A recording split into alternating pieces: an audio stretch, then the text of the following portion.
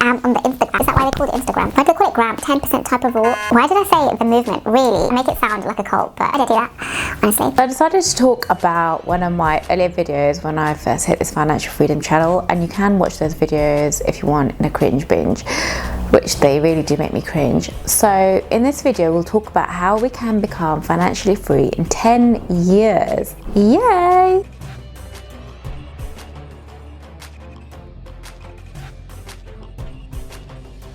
Hi, I'm Fifi, a mum, engineer and consultant living in London, and I make videos about saving money, investing and understanding the economy to make better financial decisions. So let's kick off then. As a scientist, what's the definition for financial freedom? Well, it's simple. When you spend your days doing the work that you want to do without worrying about how the bills are paid, or work that you even love doing.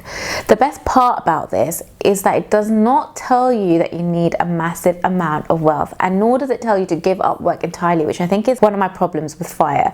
So not hating, but with that added pressure of retire early, it makes it very aggressive and challenging, which is also fine. It is what you do when you sign up to the movement, right? The definition, when discussed like that, also makes us realize how attainable it actually is. So this approach requires you to put away enough to cover your living expenses and a little extra for retirement savings, which you can do by hitting work you truly love, work that you actually enjoy doing and you want to be doing, and you wake up and don't feel like, oh, why am I doing this? It's also nice to know that financial freedom is more attainable with this type of goal. For instance, an artist making, say, 38,000 a year could have more financial freedom than a banker making 380,000 a year. Why? How? I know you guys are wondering. So let's talk about that. While I was hating on 10% as a metric in a prior video, link at the end if you guys fancy, using a 10% type of rule as a starting point can have you financially free in 10 years. How you can turbocharge that if you're starting from scratch. So let's talk about the 10% rule there. As I mentioned, financial freedom comes down to how much money you can make from what you love versus your living expenses. So if you are in a 9-to-5 that you hate, the financial freedom is finding work that you truly love and are passionate about, and importance should be given to that because we give up so much of our lives to working. What this does not mean is that you quit a job, right? The security of a job provides a valuable lift, a stepping stone, and the stability to help craft your life in the way that you want it to look. You shouldn't take it for granted. The key thing is to hustle. It has been a while since I've talked about hustling, but I feel that it's an intrinsic part of my personality and my plan for becoming financially free. Partly also because my partner and I are workaholics sometimes, so we do need an outlet for our brains. One of the powerful concepts I read early on is having realistic expectations from a side hustle and picking one that you are passionate about and that is scalable. So let me talk about a personal entrepreneurial endeavor. For me, that started off in food and scaled to a restaurant and now has moved on to real estate. So when I started, I said to myself, I want to make 10% of my salary from my side hustle.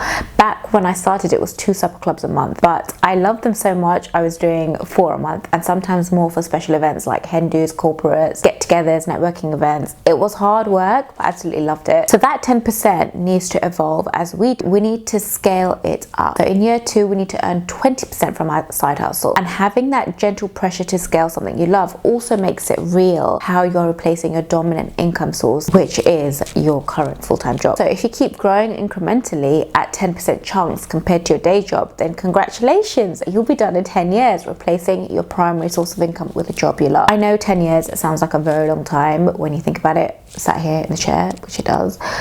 But you may make leaps and bounds where you may have really good years, really good projects in your side hustles that have just returned so much more. But the point is, keep it small, keep it realistic and steady, and you will get there. So let's calculate some numbers on the example, as it makes it easier to see how this goes and works in practice and visualize, which I always like to do, and also to show you how attainable it can actually be. Assuming that you've got a salary of 50k, which after taxes and deductions in the UK is rounded up to about 38,000, right?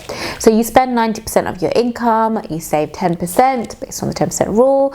So you spend £34,200 and you save £3,800. So each year your take-home pay and expenses rise by 2% in line with inflation. So we'll put that into the table. Now, if you're a little like me and you love hosting and have a partner who absolutely just loves to cook and get out his chef's knives, then start a supper club. You need to make 10% of your take-home pay from your hustle. That will be £3,800 per year, or £320 a month-ish if that was a base salary. The second year you need to make twice that, so 3,800 times 2, and add inflation to it, 7,752, and so on and so forth. Remember, this is your passion project, so you'll have that drive. If you like cameras, for example, start photography. Just by the simple reason that you have it means there is a market for it and you can monetize it. If you keep going with the above calcs, in about year 9 your expenses from your hustle should be taking care of you, really. There are some caveats to this, because I always feel like if you have a business, you should reinvest into that business consistently to make it grow. So use the extra income to help take your hustle to the next level and not allow it to become part of your lifestyle. While you're in the build phase, you'll be making more money overall, and so there can be that temptation to spend it. It is the long game, guys. Let's table it out. There you have it, somewhere here. As a side note, we are using net income from both your paid job and also your hustle, so we have to compare like for like, apples for apples. Now, there is a lot to be said in the approach, including various considerations around optimization. However, this video is supposed to be more about the mindset, so we'll not focus on that too much right now, but I am keen to talk about it. So either drop me a comment down below if it's something you want to see, or a line on Insta to chat. I am on the Instagram. How can we reduce the 9 years by some margin? And that is when the frugality aspect of that mindset shift becomes quite an important tool. In this illustration, we've used the example that 90% of your current income is used for expenses. For every 10% reduction in your expenses,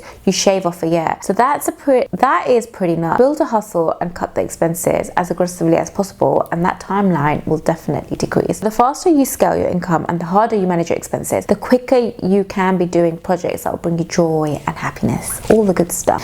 But why 10%? Well, in a prior video I talked about how a 10% savings rate is inadequate, and so I thought 10% as a number has got quite a little bit of stick. But more seriously, I do think 10% to start off as a base is a realistic target, and yes, it will get harder as years go on and your responsibilities increase or not. However, this is a journey, and as you hit those bottlenecks, it's more joyous solving them, especially when it's your own project. While I'm here, there is just one more definition to cover, and that is living expenses. What do we mean by living expenses?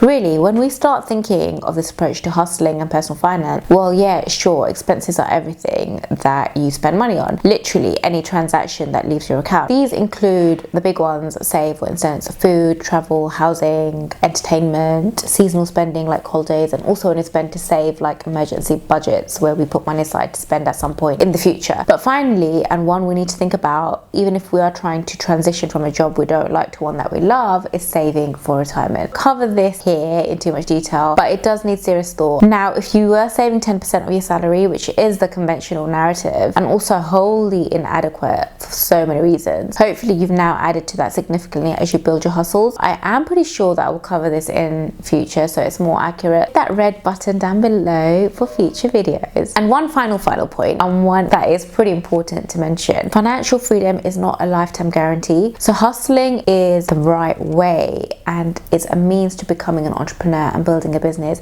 You can have bad months and good months, and you can have a horrible pandemic that ruins the best laid plans. So for me and for others, the hustle is fantastic, but also having a 9 to 5 that you love and can switch off from when not on the clock is also a massive bonus. And in this instance, my hustles just keep going into investing as I build a stronger financial future as a family unit, giving me more options and security as I do this whole growing humans thing, right? Who else is here? Growing humans. There are no guarantees in life, but hopefully having a grasp of simple models for hustling and building passive income encourages you to think of hustles in a more strategic and structured manner. And that's all that matters. If that's one takeaway that you go away from this video, that's all that really matters. Click here for some more hustle muscle videos where I cover hustling, leveraging time, and also how millennials are investing. There's the link. But until next time, that's a wrap, guys. Cheers, guys. Bye.